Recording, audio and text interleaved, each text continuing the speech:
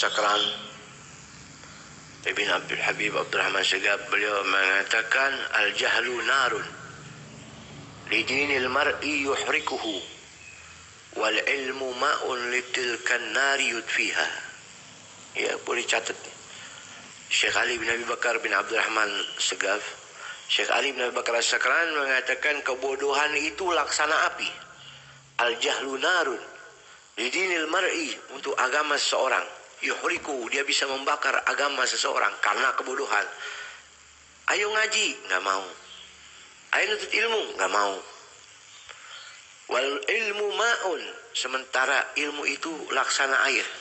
Litilkan nar yudfiha, ilmu itu laksana air untuk menyirami api yang membakar agama seorang. Ya, selagi dia punya ilmu. Makanya orang bodoh itu, maaf bapak-bapak, ibu-ibu, nggak mau ngaji ya. Orang bodoh itu dia akan melakukan maksiat mau nggak mau. Kenapa? Dia nggak tahu. Taat itu apa, dia nggak tahu. Ibadah itu apa, dia nggak tahu. Kenapa? Karena kebodohannya. Nauzubillahi min zalik. Karena Imam Sahal bin Abdullah At-Tusturi mengatakan ma'asallaha bima'siyatin a'zama minal jahli. Tidak ada maksiat yang lebih berat melebihi maksiat kebodohan. Imam Sahal bin Abdullah At-Tusturi ini wali. Dia bilang begitu, tidak ada maksiat yang lebih berat daripada kebodohan. Beliau ditanya lagi, hal ta'rifu syai'an asyadda minal jahl? Adakah yang lebih berat daripada kebodohan? Oh ada. Apa? Al-jahlu bil jahli. Udah bodoh nggak mau ngaji, itu lebih jahat lagi. Ada orang nggak terlalu parah. Apa? Dia bodoh tapi masih mau ngaji. Itu istimewa tuh, luar biasa. Dia sadar kalau dirinya nggak ngerti. Ana ngaji pengen ngerti, Beb. Tapi yang buruk, yang terpuruk, yang merugi, udah dia bodoh nggak mau ngaji. Nauzubillahi min dzalik. Ya. Utlubil ilma walau bisin, kata Nabi, tuntutlah ilmu walau ke negeri Cina. Ada orang pemahamannya bodoh nih. Ayo kita nuntut ilmu ke Cina. Nah, Habib Abdullah bin Ali Al-Haddad jelasin hadis ini. Maksudnya Nabi bilang utlubul ilma walau bisin, tuntutlah ilmu walau ke negeri Cina. Cina itu bukan sekarang aja. Zaman dahulu Cina itu negeri yang jauh, iklimun ba'id min ab'adil mawadhi'. Suatu negeri yang jauh. Kalau sekarang bisa pakai pesawat. Kalau zaman dulu pakai onta. Berapa bulan coba? Makanya Nabi kasih ukuran, tuntutlah ilmu walaupun tempatnya jauh di Cina. Jarang orang ke sana. Walilu mimman yasir ilaihi li bu'dihi. Kata Habib Abdul Haddad, jarang orang zaman dulu tuh, zaman Habib Abdul Haddad yang pergi ke Cina, jarang. Kenapa? Jauh. Apalagi zaman Rasulullah SAW. Tapi ada keutamaan ketika orang menuntut ilmu, pindah dari kampungnya ke kampung orang, dari kotanya ke kota orang, dari negerinya ke negeri orang, itu ada keutamaan. Makanya Nabi kasih fadilah walaupun tempatnya ke negeri Cina. Seandainya tidak ada nuntut ilmu kecuali ke negeri orang, maka hukum nuntut ilmu jadi wajib, kata ulama. Tapi alhamdulillah Allah kasih mudah, ulama di mana-mana. Kita bisa ngaji tanpa ongkos, jalan kaki bisa sekarang. Betul. Nggak perlu naik pesawat. Tinggal kitanya mau apa tidak tuh ngaji. Oh di sini nggak ada ustadz, Beb. Pergi ke kampung lain, jangan gengsi. Walau udah tua, Beb. Oh jangan gengsi. Kalau tua menjadi bahan ente nggak mau ngaji, itu namanya kesombongan. Oh, ane punya pangkat, Beb. Malu ane ngaji. Itu jadi bahan kesombongan. Emang ente nggak dapat pilihan dari Allah Ta'ala. Kalau dipilih sama Allah, mau panas, mau subuh, mau malam, mau hujan, ngaji. Nggak ada ustadznya, Beb. Di tempat lain ada? Ada. Oh nggak ada, di kampung itu. Pergi. Tagharrab anil awtani fi talabil ula wasafir fa fil asfari khamsu fawaidi. Kata Imam Syafi'i, jadilah kamu orang asing di kampung orang, belajar. Tinggalin negeri ente kalau perlu. Karena di dalam musafir untuk nuntut ilmu ada 5 keutamaan. Tafarruju hammin, waqtisabu ma'isyatin, wa ilmin, wa adabin, wa suhbatu majidi. Orang nuntut ilmu ke negeri orang, ke kampung orang, dia dapat 5 keutamaan. Yang pertama, hilang kesumpekannya. Orang di rumah terus sumpek nggak? Sumpek nggak? Refreshing nuntut ilmu. Waqtisabu ma'isyatin, dapat rizki. Wa ilmin, dapat ilmu. Wa adabin, dapat budi pekerti. Wa suhbatu majidi, minimal kumpul sama orang-orang mulia. Betul. Kata ulama, seandainya kita nuntut ilmu ngaji di majlis seseorang, nggak ngerti, nggak nulis apapun, hanya melihat wajahnya orang alim itu cukup untuk menjadi syafaat buat di hari kiamat. Cukup. Untuk melihat wajahnya cukup. Karena melihat wajahnya orang alim itu motivasi untuk kita ibadah sama Allah. Ngeces. Anda nggak ngerti Bib apa yang diajarin. Anda nggak nulis apapun. Tapi ente cukup mendengar, cukup melihat ya. Seandainya hanya itu yang ente dapat cukup. Saking tingginya keutamaan ilmu. Ya. Utlubil ilma walau bisin. Tuntut ilmu walau ke negeri yang jauh, ke negeri Cina. Ya, seandainya kata Imam Asy-Sya'bi, Imam Sya'bi ini seorang tabi'in, pernah berjumpa dengan 500 sahabat Rasulullah SAW. Imam Sya'bi ini ulama di zamannya, ahli fikih, ahli wara, mengatakan lau safara rajul minasy-Syami ila aqsal Yaman fi kalimatin tadulluhu ala huda atau tarudduhu 'anil rada maka safaruhu dha'i'a. Seandainya seseorang pergi dari Syam, Syria, ke negeri Yaman yang paling ujung hanya untuk belajar satu kalimat yang mendekatkan dirinya kepada Allah, memperbaiki akhlaknya, maka bepergiannya itu tidak sia-sia. Subhanallah. Nggak sia-sia. Ya. Makanya orang dahulu itu luar biasa. Nuntut ilmu, semangatnya bukan main. Asy-Syaikh Al-Habib Ahmad bin Hasan Attas, laula tanaqulu min mawatinin ila mawatinin faidatun lama amarallahu bihi. Seandainya berpindah ngaji dari satu tempat ke tempat lain, dari negeri satu ke negeri lain tidak ada faedah, Allah nggak suruh kita untuk nuntut ilmu. Mana buktinya? Allah berfirman, alam takun ardullahi wasi'atun fatuhajiru fiha. Bukan karena Allah jadikan bumi ini luas, terbentang, ente bisa pergi, bisa ngaji kemana aja. Al-Habib Muhammad bin Abdullah Al-Haddar, gurunya Habib Umar, itu dari Baidha, Yaman Utara, ya, pergi nuntut ilmu ngaji ke Tarim, di Rubat. Habib Abdullah bin Umar Asy-Syatiri, abahnya Habib Salim. Tarim, Baidha ini jauh. Satu Yaman Utara, satu Yaman Selatan. Mulai masuk pondok, mulai ngaji sama gurunya. Ya, setiap ada surat datang dari orang tua, dari siapapun, diumpetin di bawah lemarinya. 4 tahun nggak pulang. Pas mau pulang, mulai itu dikumpulin surat-suratnya. Dibongkar, udah mau pulang dibongkar. Ya, udah satu kantong. Setiap berapa bulan ada surat dari orang tuanya, nggak dibuka. Udah 4 tahun baru dibuka.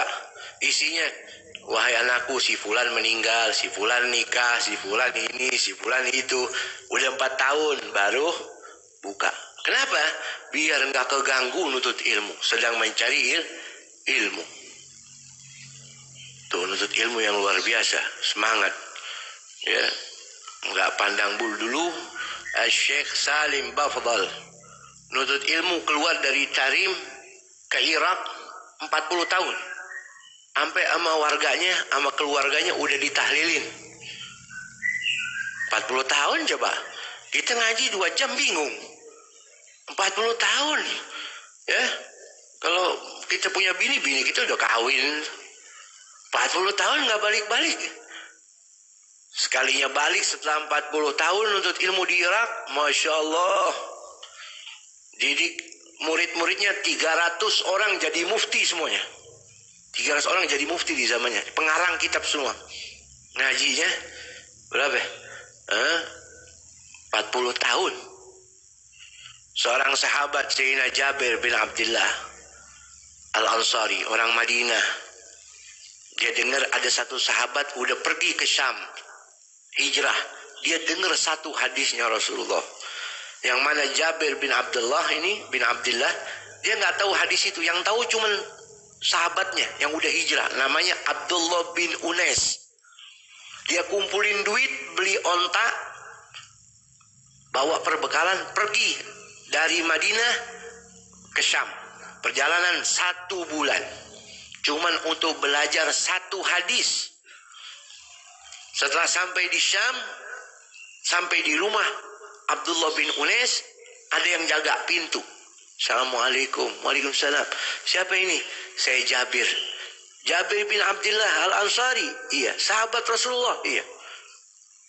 Sang penunggu pintu kaget, suaranya kedengeran sama Sahibul Bait Abdullah bin Unais. Langsung loncat merangkak-rangkak nemuin Jabir, yang sahabat Rasulullah, lebih dekat dengan Rasulullah. Dipeluk, fa'atanakani wa'atanaktuh, saling pelukan. Gal hadisan balagani anka annaka sami'ta min Rasulillah SAW fakhashitu an tamuta au amutu qabla an asmahu minka. Saya datang dari Madinah perjalanan 1 bulan karena saya dengar kamu ini ada dengar satu hadis Rasulullah fil qisas, tentang qisas ini tentang hukuman balasan, yang saya nggak tahu. Saya takut kamu mati duluan atau saya mati duluan, saya belum dengar hadis itu. Tolong sampaikan kepada saya. Oh iya. Qala sami'tu Rasulullah SAW yaqul. Saya pernah mendengar langsung, kata Abdullah bin Unais, dari Rasulullah SAW, yuhsyarun nasu yaumal qiyamati